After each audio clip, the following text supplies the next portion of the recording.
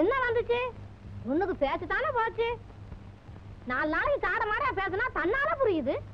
கிழவி வெந்த புண்ணுல வெந்நீர் ஊத்துற மாதிரி கிண்டிட்டு இருந்தே கொலாரன் ஆயிடுவேன். பேராண்டி பேராண்டி பொண்ணு மனம் பாராண்டி வண்டி கட்டி போனாண்டி 2 கட்டு ஆண்டி. ஏன் அந்த பாட்டை பாடி அவன் உயிரை வாங்குற? இப்படித்தான் உன் பாட்டை கேட்டு எங்க அப்பா காசி போனா திரும்பியே வரல. நல்ல பாட்டு பாடின பாட்டு. அது போட்டு சின்னவன் சாப்பிட வந்தானா இல்லையா? வரல. இப்படியே நீ பாடிக்கிட்டே இரு, வருவான். நீ கேட்ட காசுல நான் கொடுத்தணுமா? எல்லா காசையும் எங்க அண்ணன் கல்யாணத்துக்கு செலவு பண்ணிட்டா அப்புறம் என் கல்யாணத்துக்கு தான் படுது. பா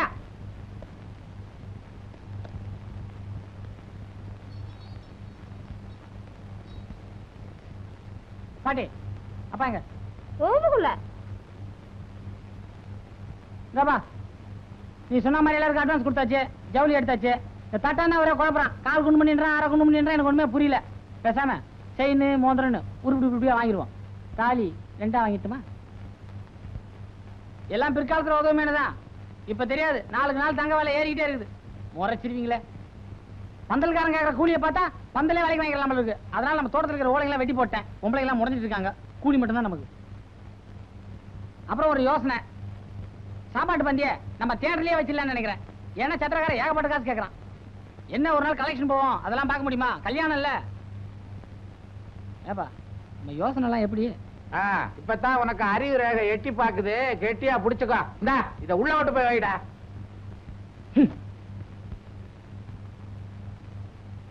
பாட்டி எனக்கு தலைக்கு மேல வேலை இருக்கு, நான் சாப்பிட்றேன். அதுக்கு போடு. டேய் இது உனக்கே நல்லா இருக்கடா. நல்லா இல்லையா? நான் இன்னும் சாப்பிடுவேன் இல்லையா? கருவாடு இருந்தா கொண்டா போ. டேய் உனக்கு கொழுப்பு தலைக்கு மேல ஏறி இருக்குடா. சொல்றத சுருக்கா சொல்லு, நமக்கு இந்த பழமொழி எல்லாம் புரியாது. ஏண்டா காதலுக்கு துணையா இருந்து இப்ப கல்யாணத்துக்கு வெறியா இருக்கடா பாவி. இத பாருண்ணே, காதல் கை குடிச்சுனா கை தட்டி வர இருக்கணும், இல்ல கைய கையை விட்டு போயிடணும். என்னடா பைத்தியக்காரத்தனமா பேசுற? இத்தனை நாள் அந்த பொண்ணோட நான் பழகிட்டு இப்ப அவளை கல்யாணம் பண்ணலாம். அந்த பொண்ணோட மனசு என்ன பாடுபடும்? நீ கட்டிக்க மாட்டேன்னு தெரிஞ்சவன கிணத்துல குதிச்சு ஊமையா போச்சு. அந்த பொண்ணை விட இன்னொருத்தனுக்காக காத்திருக்க. இந்த பொண்ணு ஒண்ணு பெருசா. டேய் அவன் வேற ஒருத்தருக்கா காத்துட்டு இல்ல, எனக்காக தான் காத்துட்டு இருக்கா.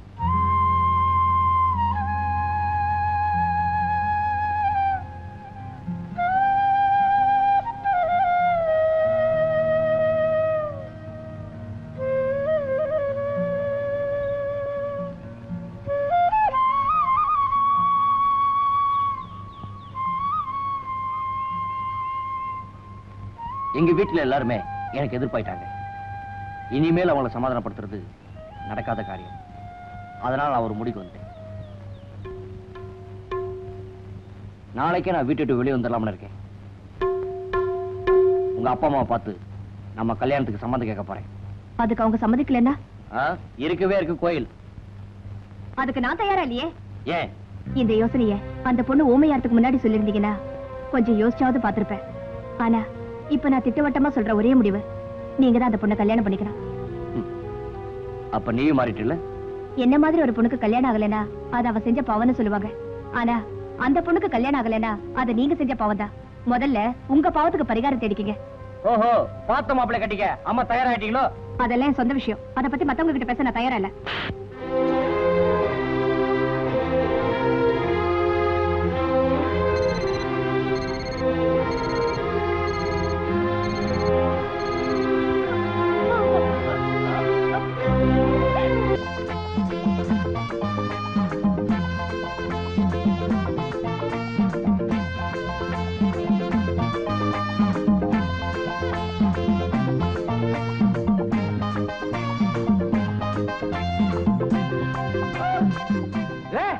என்னது வர வர பெரியவங்க சின்னவங்க மரியாதை இல்லாம எங்க அம்மா புடவைய பிடிச்சு இழுத்துக்கிட்டு இருக்கிற? டேய் இது எங்க விவகாரம், நீ ஒண்ணு தலையிட வேண்டாம்.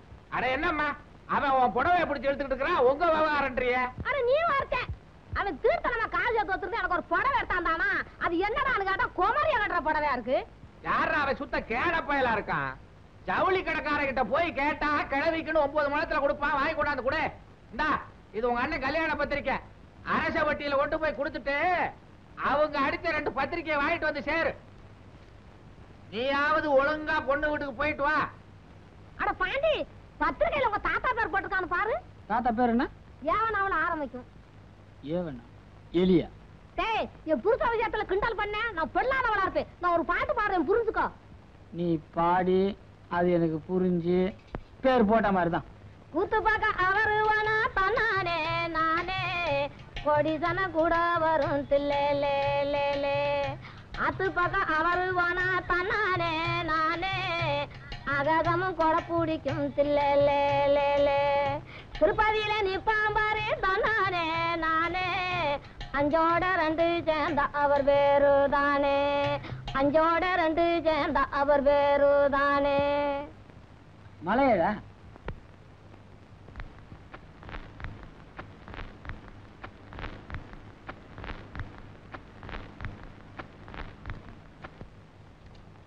பாவி மனுஷா பேசாம வண்டி மாடு ஓட்டிட்டு இருந்திருக்கலாம். அதை விட்டு போட்டு ரெக்கார்டு ஓடுதா ஓடலையான்னு தெரியாம மண்டைய போட்டு ஆட்டிட்டு இருக்க. எல்லாம் தலையெழுத்தியா.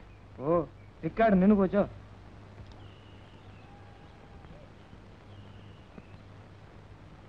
வணக்கங்க. இந்த ஊர்ல விஸ்வநாத வாத்தியார்னு ஒருத்தர் இருக்காரு. அவர் வீடு தெரியுங்களா? உட்காரு. அடியே சகமலா யார் ஒத்துக்காரு பாரு. யாரு? ஓ தம்பிடி. அவன் சேர்த்துதான் 6 மாசம் ஆச்சு. அவனேதான் மச்சான். எப்படி இருக்கிற? இந்த மனுஷனுக்கு காதுதான் கெட்டு போச்சு. வர வர புத்தியும் கெட்டு போச்சா? என்னங்க உங்களுக்கு என்ன வேணும்? ஏங்க அந்த விஸ்வநாத வாத்தியார் வீடு. நான் இந்த ஊருக்கு புதுசுங்க. அந்த விவரம் எல்லாம் எனக்கு தெரியாது. எல்லாத்தையும் இந்த மனுஷங்கிட்டே கேளுங்க. இந்த கத்துறேன் கேட்கவே மாட்டேங்குது. இடி விழுந்தாலே தடி விழுந்தான்னு கேட்பாரு. இரவிலே எப்படியோ. அது இல்லைங்க, எங்க அத்தை ஒரு தடவை இவர் காதுல அழுக்கு இருக்குன்னு கம்பியை விட்டு எடுத்தாங்களாம். அதுல இருந்து இப்படித்தான். அதான் கம்பியை வெளியே எடுத்துட்டாங்கல்ல, அப்புறம் என்ன? ஒரு காலை விட்டு இன்னொரு காலையில எல்லாம் எடுத்தாங்க. அப்புறம் எப்படிதாங்க புரிய வைக்கிறது? கத்தி குறவளை கெடுத்துக்கிறத விட ஜாட மடைய பேசுங்க புரியும். என்ன வா. ஐயா நீ ஊமையா? அட நான் என்னமோ எனக்கு தான் காது கேட்கலையோ நினைச்சுக்கிட்டு இருந்தேன். என்ன இருந்தா ஆண்ட உன்னை இந்த வயசுலயே சோதிக்க கூடாதுப்பா. சரியான ஆளு.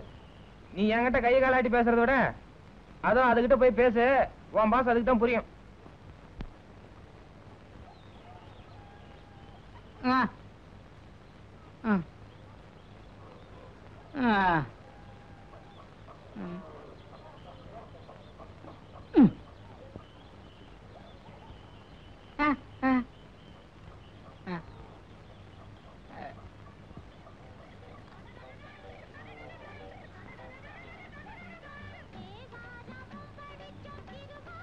ரொம்ப நன்றிங்க.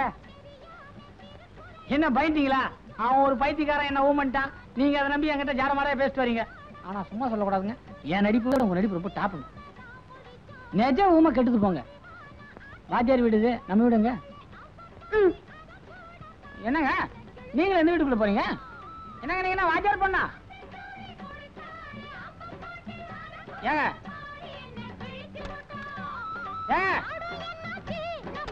ஐயோ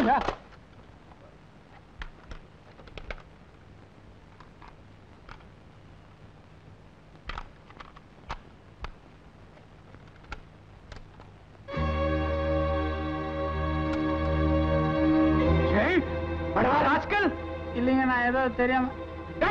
என் பொண்ணோட குரல் இந்த பெட்டியில இருக்குன்னு பொக்கிஷமா பாதுகாத்து வச்சிருந்தேனே, அதை கெடுத்துட்டேடா பாதி.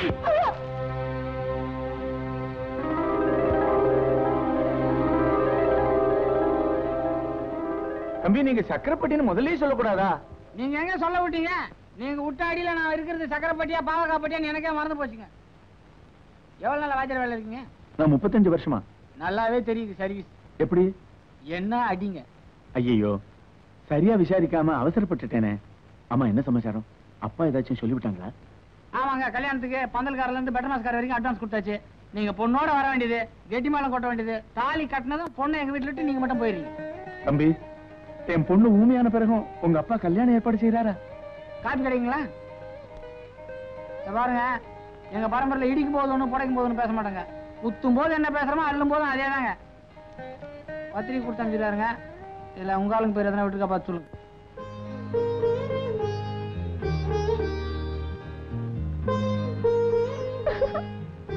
என்ன சிரிக்கிறீங்க? என்ன பார்த்தா கோமாளி மாதிரியா தெரியுது? அது மோரு, நீங்க காபின்னு நினைச்சு.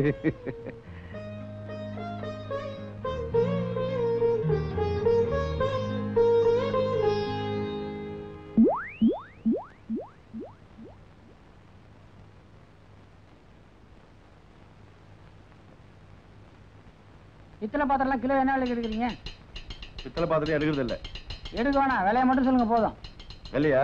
கிலோ 30 ரூபா. 8 ரூபாய்க்கு தர வாங்கிக்கிறியா? 8 ரூபாய்க்கா? திருட்டு பொருளா? என்ன கடையில இருந்து புதுசா வாங்கிட்டு வந்தா கொடுப்பாங்க? பொருள் எங்க இருக்கு?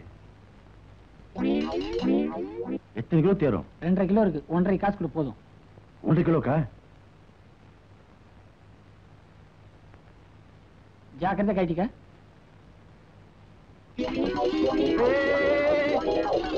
அரையறான்.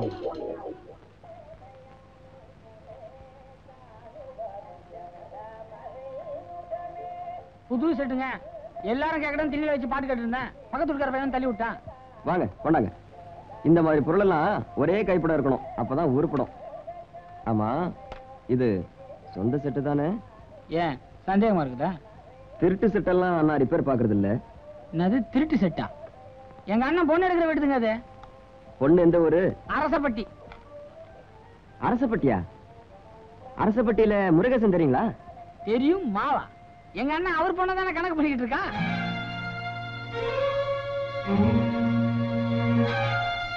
என்னங்க புகை இது? இப்பதானே கரண்ட் வந்திருக்கு. ஆமா, உங்க அண்ணன் அந்த பொண்ணை தான் கட்டிக்க போறாரா? அது எப்படிங்க முடியும்? எங்க அண்ணன் அவன் பார்க்க வேண்டிய பொண்ணை விட்டுட்டு வேற ஒரு பொண்ணை பார்த்து பிடிச்சி போச்சுன்னு சொல்லிட்டான்.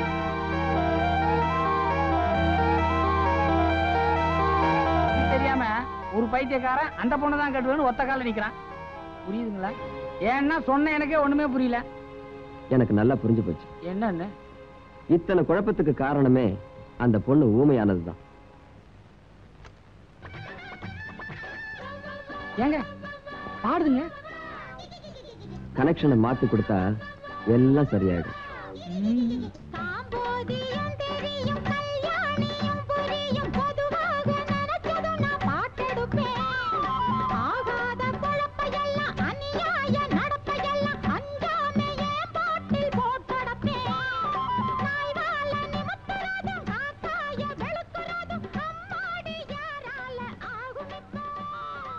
பாடுதுங்களா? ஏமா நான் அப்பவே சொல்லல, தம்பி மொழிதான் அப்படியே தவிர மனசு அப்படி இருக்காதுன்னு. என்ன என்ன பத்தி என்ன சொன்னாங்க? அது வேற ஒண்ணும் இல்ல தம்பி.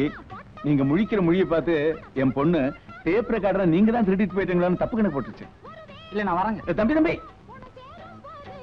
ஏங்க ஒருத்தன் புதுசா வீட்டுக்கு வந்துக்கிறானா அவனை இந்த அளவுக்கு கேவலப்படுத்த கூடாதுங்க. இப்பவே என்ன பத்தி இப்படி பேசுறாங்களே, நாளைக்கு எங்க வீட்டுக்கு வந்தாங்கன்னு வச்சுங்க, யாராவது எதனா திருடினா கூட நான் தான் திருடு இவங்களே என்ன போலீஸ்ல பிடிச்சி கொடுத்துருவாங்க. என்ன பத்தி நானே சொல்லி கூடாதுங்க.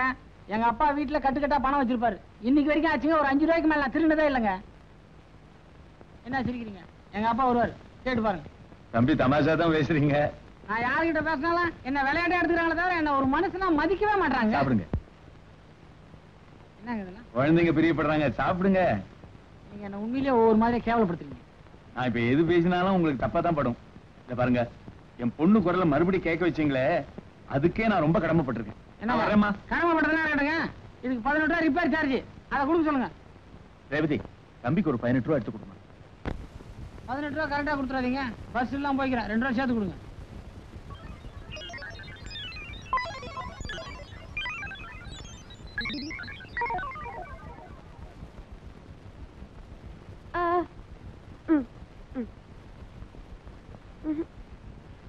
அது சரி.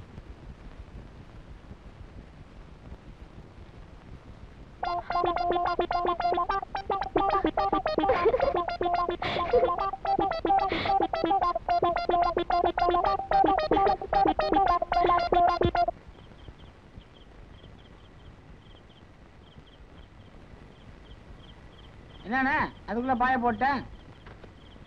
மாப்பிள்ள நீ, நான் எங்க லோன் சுத்திட்டு இருக்கேன்.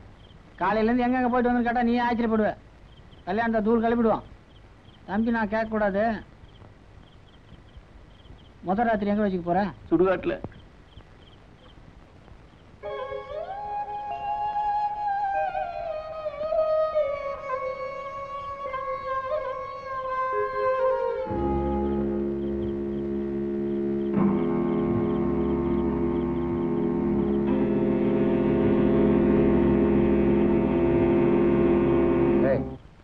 வியாபாரம் போற போக்க பார்த்தா இன்னும் புதுசா 2 ஆள் சேர்க்கணும் போல் இருக்கு. முதலாளி, எனக்கு 2 நாள் லீவ் வேணும். எதுக்கு? மனசே சரியில்லை. மனசு சரியில்லையா? உடம்பு சரியில்லைன்னா தான் லீவு. போடா, போய் வேலையை பாரு.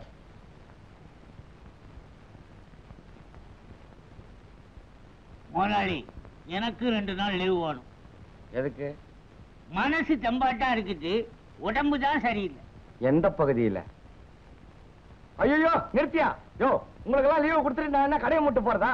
எவனவனுக்கும் கடையை மூடுறீங்க, எங்களுக்காக ஒரு நாள் கடையை மூடப்படாதா? கடையில யாரு? என்ன கல்லாவில ஒரு வயலையும் காணா? கூட்டம் கிட்ட வந்தா தானே கல்லாவில இருப்பானுங்க. யோ சரக்கு மாஸ்டர், இப்படி வாயா. சொத்தை பிரிச்சாலும் சொந்தம் பிரியாதுன்னு சொல்லுவாங்க, உனக்கு தெரியுமில்ல? என் பெரிய பையனுக்கு கல்யாணத்தை வச்சிருக்கிறேன், அந்த கழுதைய முன்னால நின்று நடத்தி கொடுக்க சொல்லு. யார? உங்க தம்பி. அதே கழுதைதான். கேள்விப்பட்ட பெரிய பையன் என்ன மாதிரி வாயில்லாதவன்றதுக்காக அவனுக்கு ஒரு ஊமை பொண்ணை கட்டி வைக்கிறதா? அவ்வளவு அக்கறை உள்ளவன் முன்னாடியே வந்து ஒரு நல்ல பொண்ணா பாக்குறது. நான் பார்த்து ஒண்ணும் ஆக வேண்டியது இல்ல. தினமும் சின்னவனை பார்த்து எல்லாம் பேசிக்கிட்டு தான் இருக்க. இனிமே பேசுறதுக்கு ஒண்ணு இல்ல. கல்யாண பத்திரிகை எல்லாம் அடிச்சாச்சு. இந்தாயா, அவனுக்கு வேணுங்கிறத எடுத்துக்கிட்டு மிச்சத்தை வீட்டுல கொண்டாந்து கொடுக்க சொல்லு.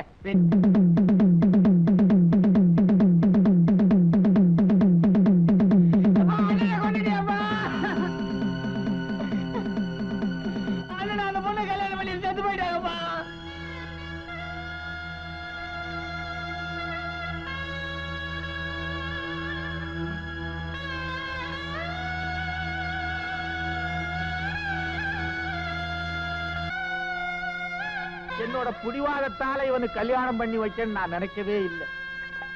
அந்த பொண்ணோட பரிதாபத்தை நினைச்சுதான் இவனுக்கு எப்படியாவது இந்த கல்யாணத்தை பண்ணி வைக்கன்னு நான் நினைச்சேன். ஆனா இவன் இந்த முடிவுக்கு வருவான்னு எனக்கு தெரிஞ்சிருந்தா சத்தியமா நான் இதுக்கு தடையா இருந்திருக்க மாட்டேன். ஆண்டவா, எனக்கு நெய்ப்பந்தம் முடிக்க ஒரு பேரனை பெத்து கொடுப்பான்னு நினைச்சேன்.